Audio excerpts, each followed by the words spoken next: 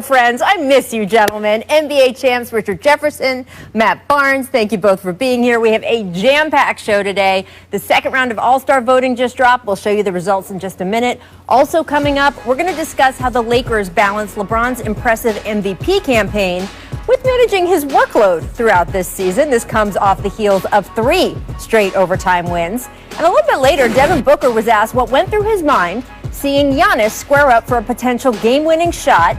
Book said, we're in good shape. Shade or no shade? That is the question. First, though, a lot of sports teams like to put sayings up on the walls around the locker room. The Spurs, for example, have framed a quote about pounding a rock, explaining that you can hammer a rock 100 times without seeming much happening. But when the rock splits on the 101st blow, it's the product of all the work that came before it. I don't know what the Dallas Mavericks have up on their walls, but this year they may want to think about one of those motivational cat posters that says, it's not how you start, it's how you finish. After all, Dallas's start this season, not exactly peachy. The team had one of the league's toughest early schedules. It had injury issues. Then it had COVID issues, like serious ones. 3 players were quarantined while on a road trip in Denver. They had to stay locked in their hotel rooms for 10 days while the team carried on without them. And even once they were released, it was a struggle to get their conditioning back. Combine that with the reduced offensive firepower that came with having traded away Seth Curry, as well as some just outright lazy nights on defense. And the Mavs' spot in the standings plummeted right along with Luka's MVP hopes. Yet slowly, things in Dallas have been turning around. The team has won 4 of its last 5, and while there's still a long road to walk, at least the Mavs seem to be finally heading in the correct direction. Like take last night, which kicked off with a mini controversy over the national anthem. The Mavs had not been playing the anthem before this season. As Mark Cuban came on the jump yesterday and explained they had heard from a number of people and community groups saying the anthem doesn't represent them. But after being overruled by the league office, the Mavs did in fact play the song last night. And with all order, I guess, restored to the universe, they got to go on with the business of trying to shut down the Atlanta Hawks. And it would not be easy. John Collins had himself a night. Trae Young was Trae Young, pushing Atlanta to a 13-point lead by the middle of the third quarter.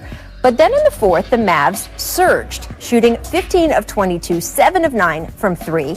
The team's role players actually paid off all the space they were getting from the Hawks doubling Doncic and managed to hold a 1-point lead with just 5 seconds left on the clock. And that's when things got even more spicy. The Hawks inbound to Danilo Gallinari. He gets a decent fading look that comes up short. And the Mavs get the win, but let's rewind. Zoom in on Young here. He was setting a back screen for Collins when Willie Cauley-Stein turned and ran into his face. Young got back up, but as soon as the final buzzer sounded, he raced toward the officials, just livid about not getting the call. Afterward, here is both Atlanta coach Lloyd Pierce and Cauley-Stein.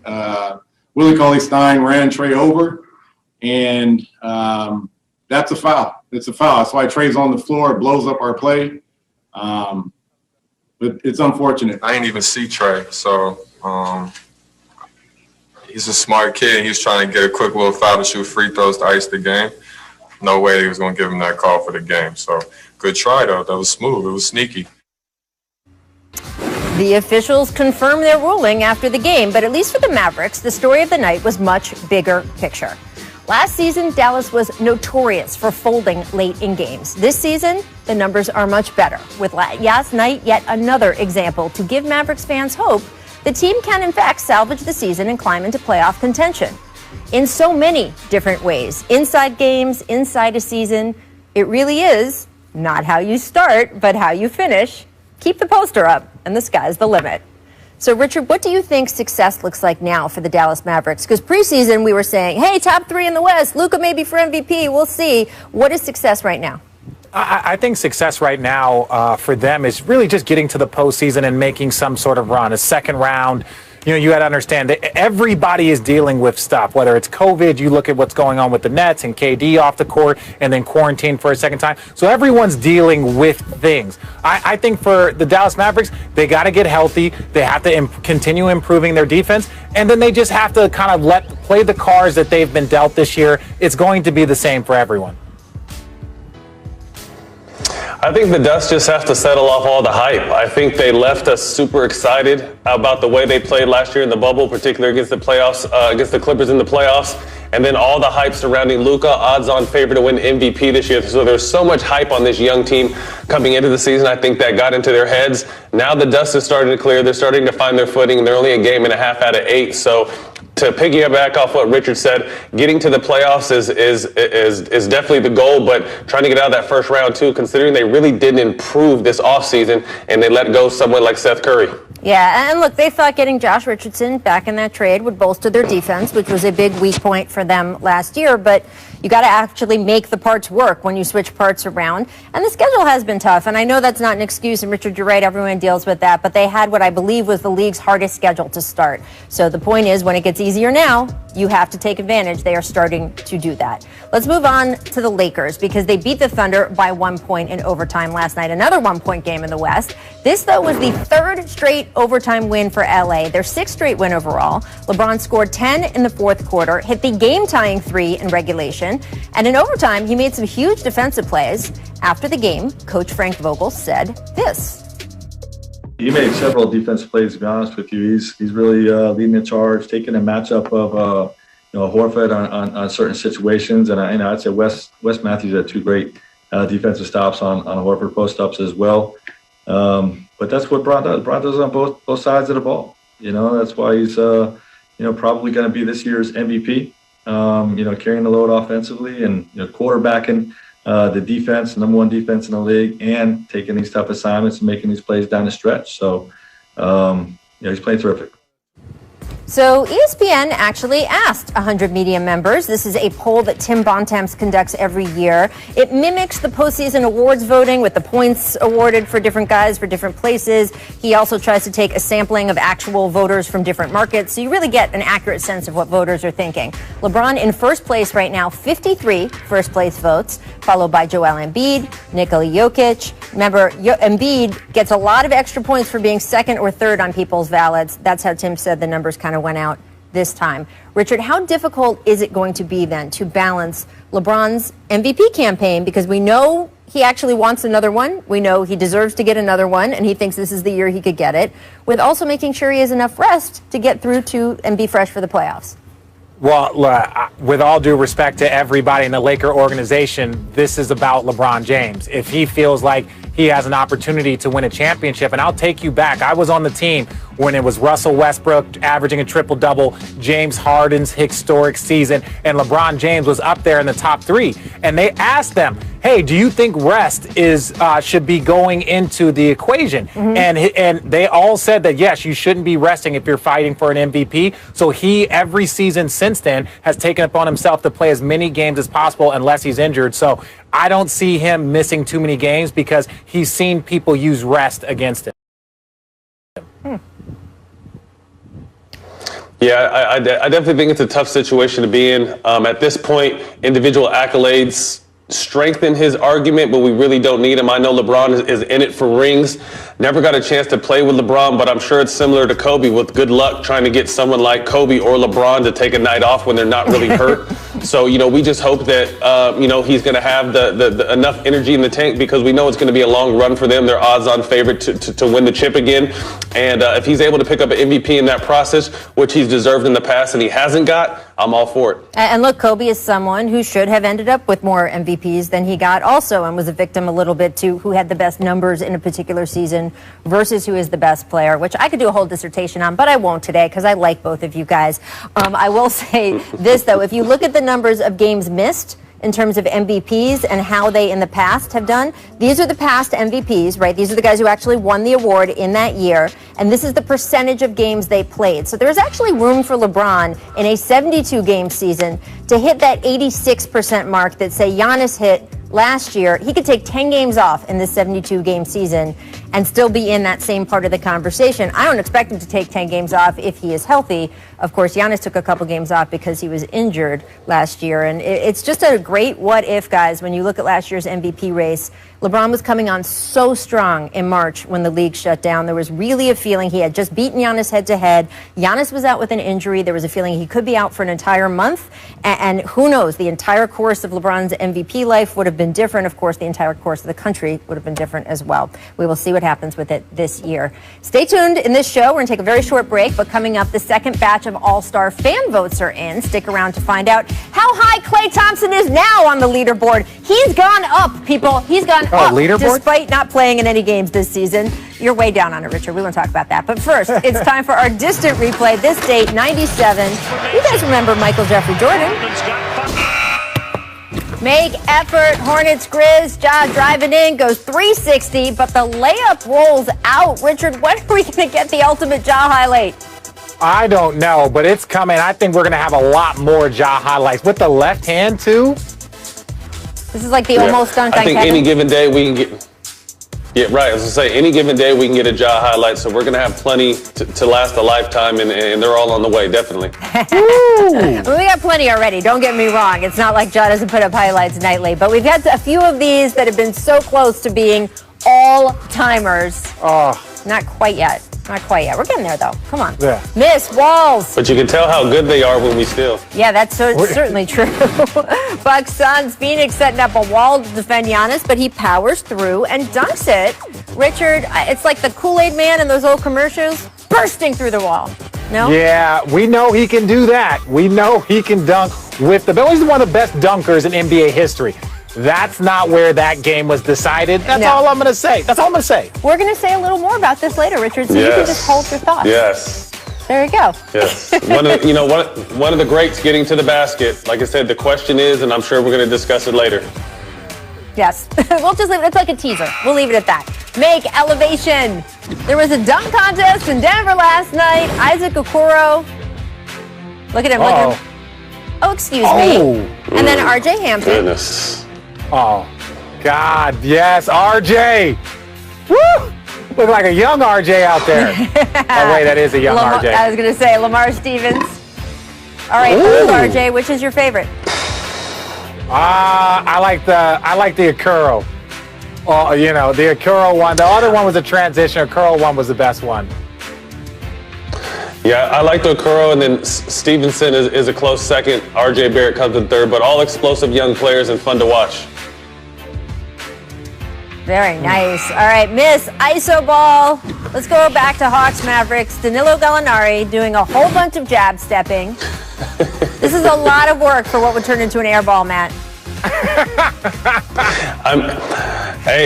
When you get a little older, you depend so much more on your footwork. And he thought that his jab steps were going to work. Just unfortunately, he didn't have the legs to finish the shot.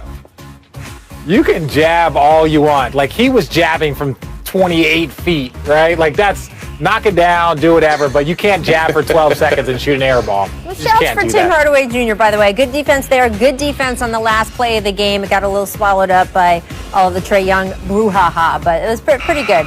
It's also the province of the older player, right? Extra jab steps, extra head fakes, extra pump shots. Everything so that everything I can just move the defender out of the way. Everything you got. Miss lobs. DeAndre Jordan caught 3 last night. Richard, he's looking extra bouncy in this game, right? Yeah, no, DeAndre, again, when you got Kyrie, KD, and James Harden, Kyrie and James Harden especially are two of the best lob throwers in the game. This is why DeAndre's their guy. Like, DeAndre's success, defensively, the way he boards, the way he finishes in the paint, it's going to be very, very key to the Nets' success going forward. Great point, Rich. I think that a lot rides on him as far as his ability to anchor the defense. And then I got a chance to play with him in Lob City. He was the best lob catcher in the game. They got to start utilizing that. And look, he didn't have a great game the game before. He actually had a little heart-to-heart with Steve Nash. They said it was a difficult conversation in a couple moments, but they're both pros, obviously, been around the block, and it paid off with this game last night. In fact, let's run it back to DeAndre Jordan's best alley-oops. 2012 rises over Tony Allen for the flush. Oh. See, like, we got Chris Paul. He's had Chris Paul, Kyrie, James Harden. This man has been very fortunate with some of his lob throwers. Gosh, Tony. 2014, dunking all over Rudy Gobert. Oh, and looks at him too. That's not it. But the net. Okay, 2 and 3 are great. We know that number one, in my opinion, is one of the that is one of the best dunks in NBA history. I Well, don't know where it ranks. Let's get to it. 2013, poor Brandon Knight. And Matt, Oh. there you are at the bottom of the screen. Oh, look at the little kids. Ew, show the face. Ew. Man. I just witnessed a crime, and I didn't want to be questioned by the cops, so I had to get out of there. So I took off to the other side of the court. This is just brutal.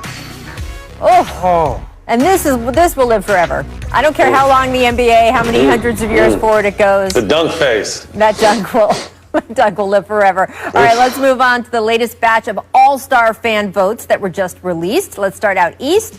KD, Giannis, Embiid, the top 3 front court vote getters. Beal, Kyrie, Harden, top 3 among backcourt players. And shouts to Bradley Beal, by the way, wasn't even going to the All-Star game last year. This year he's leading voting. Out west, LeBron atop all front court players, 4.3 million votes and counting. He's followed by Jokic, Kawhi.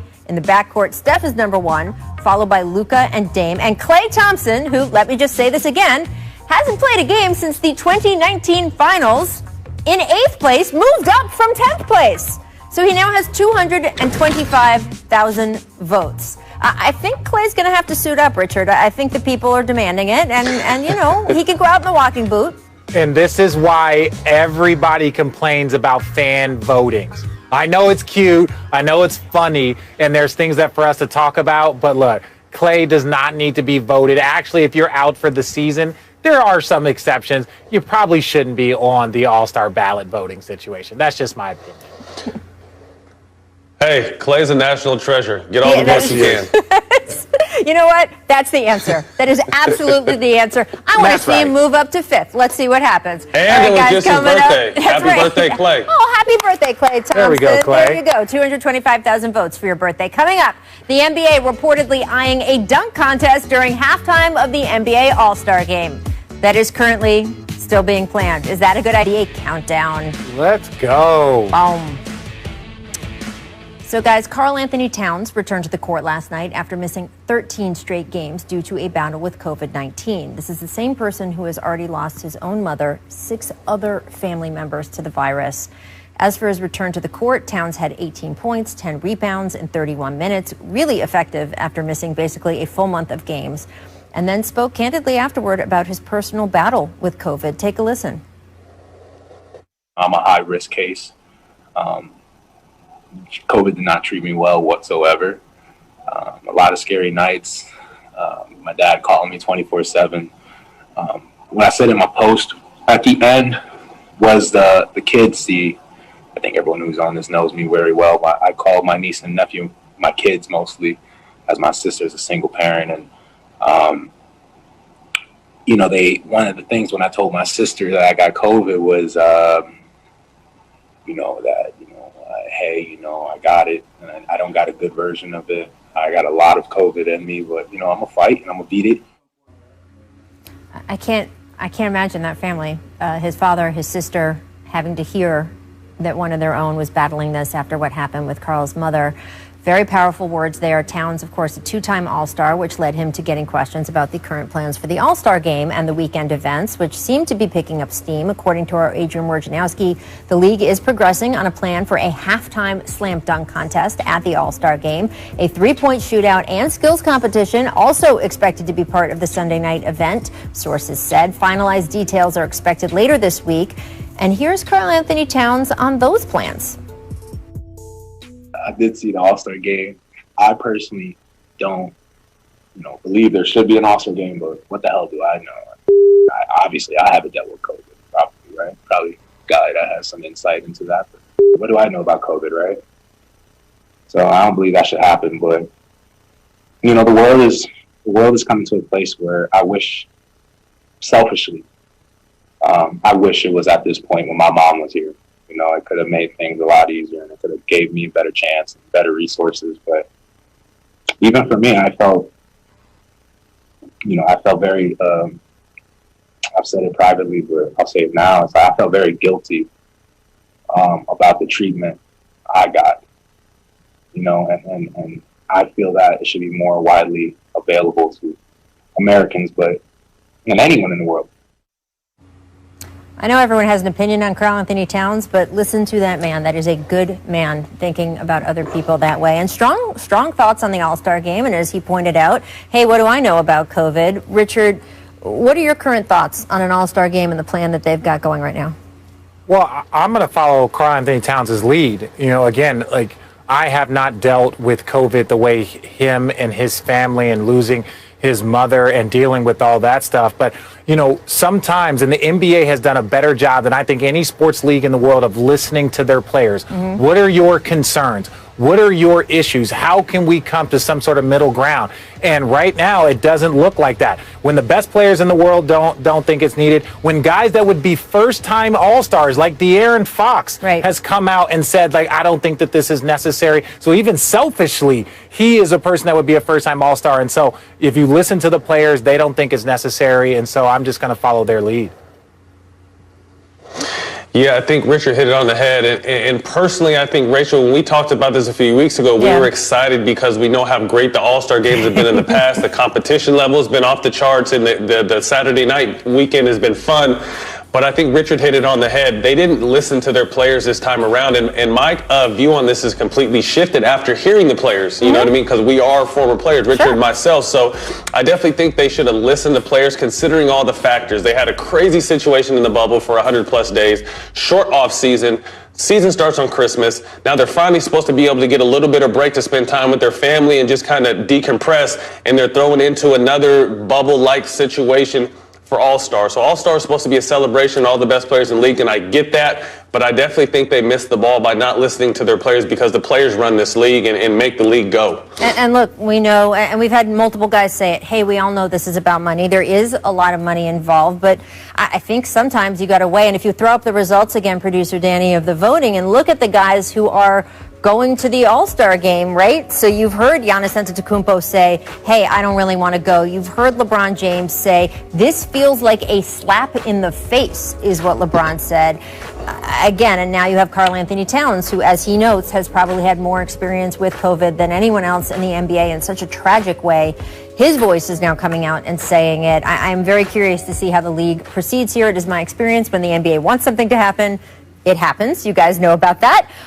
But they are getting a pretty strong message loud and clear from so many of their top players. We will see what happens. I want to move on to an idea that's kind of connected, right? The idea of fans returning to arenas little by little. Yesterday, the Knicks released a statement saying they had permission from New York Governor Cuomo to host roughly 2,000 fans at every game starting February 23rd. The Suns also announced that they'll be increasing fan capacity from 1,500 to 3,000 starting next week. So far in limited attendance this season, there have already been a few incidents with fans. Last week, of course, we saw a fan in Atlanta that LeBron dubbed courtside Karen getting thrown out of the arena for language she used, but also masked down, yelling in LeBron's direction. Then last weekend in Houston, this video surfaced, fans fighting in the stands, which I will largely let speak for itself, although again, I don't think the mask policy is being really followed here at all. And when you look at, you know, again, it's not just the safety of the fans who, at some degree, if they don't choose not to wear a mask, but also the players who are in that building breathing that air.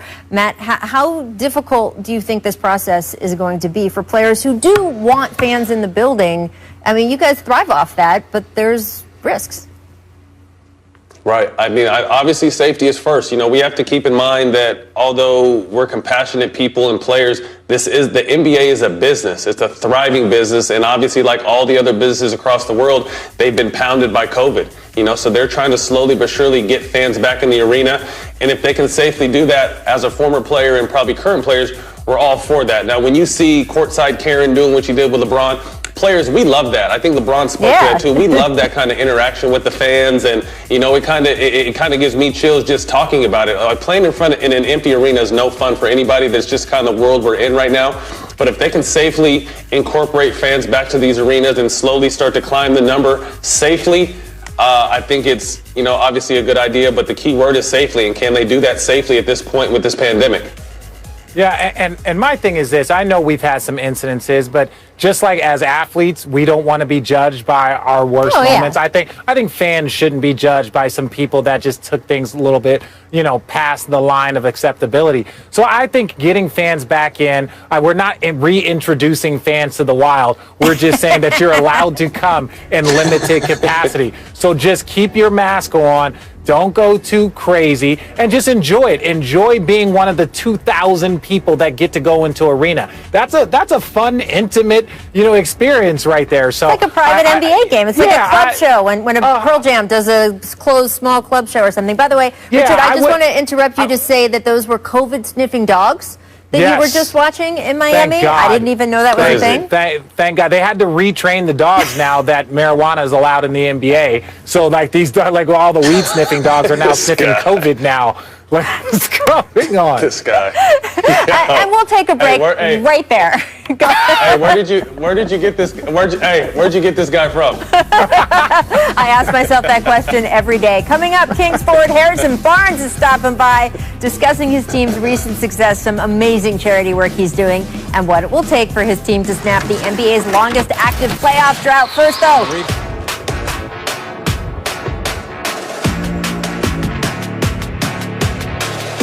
Harrison Barnes, no resistance. Barnes on the drive, all the way to the bucket, count it. Layup is beautiful by Harrison Barnes. Harrison Barnes, okay, wow.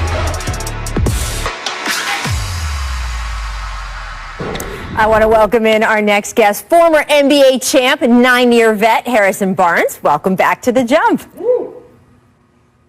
Thanks for having me. Always so good to see you. And I want to get right to your Kings because you guys are heating up. You've won 4 out of 5, only lost coming to the Sixers. They have the best record in the Eastern Conference. How has the team been able to achieve better results recently? What's clicking for you guys overall?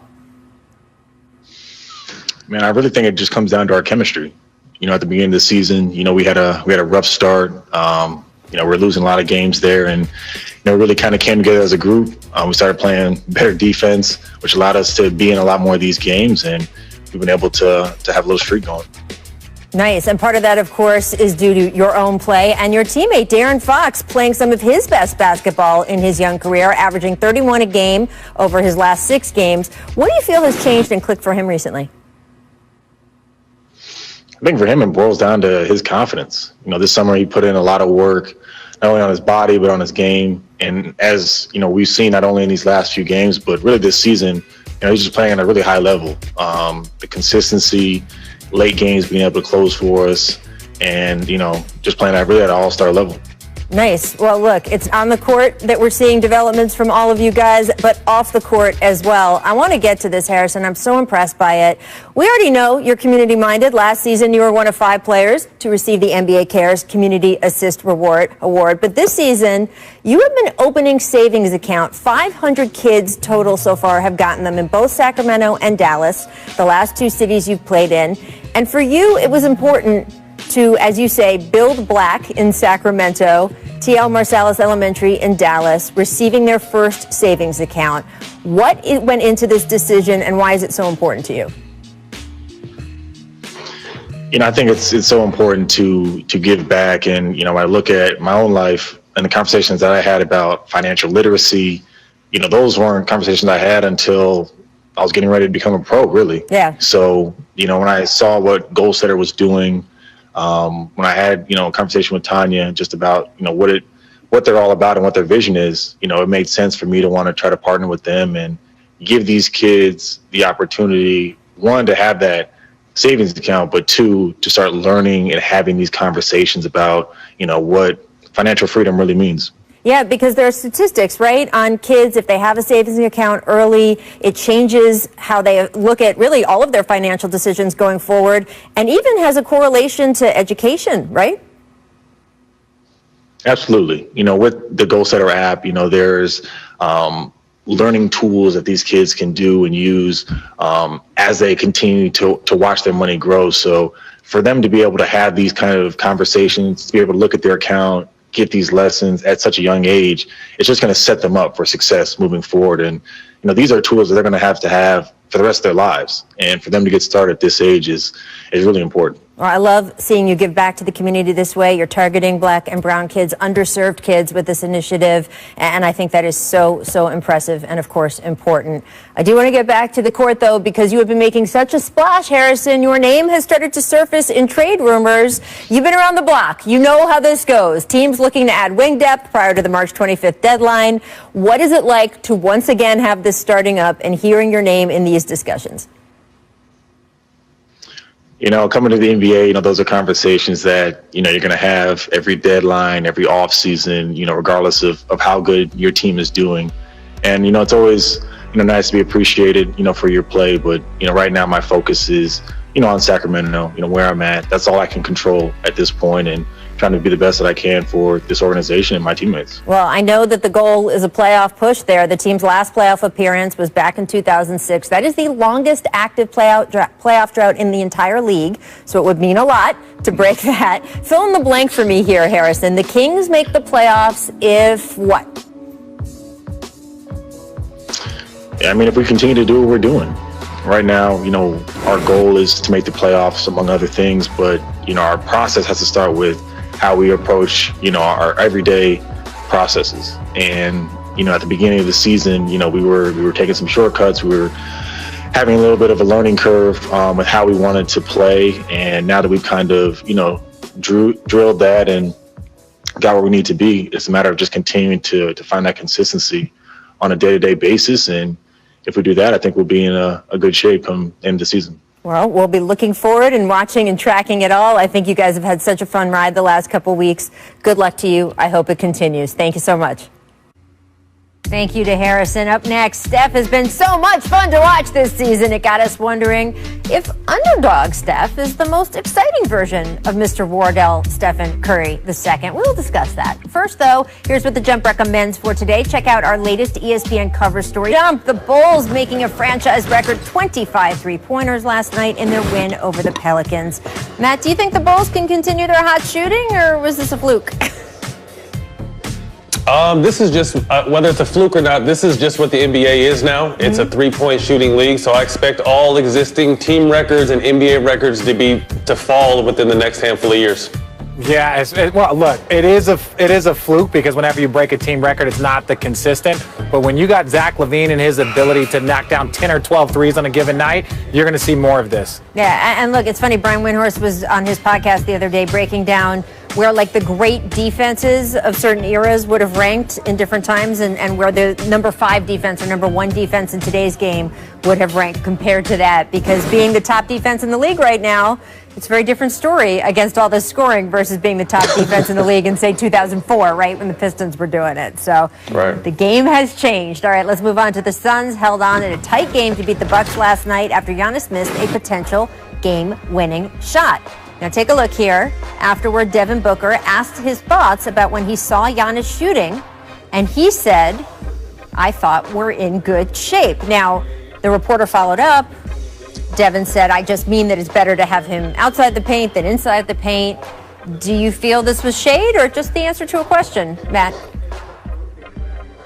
I just think it's real talk. Giannis doesn't strike fear in any opponent outside of the paint, and that's crazy to say about our 2-time defending MVP. But as we were talking about earlier, that's the next step in his game, being able to have a consistent jump shot or three-point shot, and he doesn't really have either right now. So Devin Booker was respectfully throwing some shade.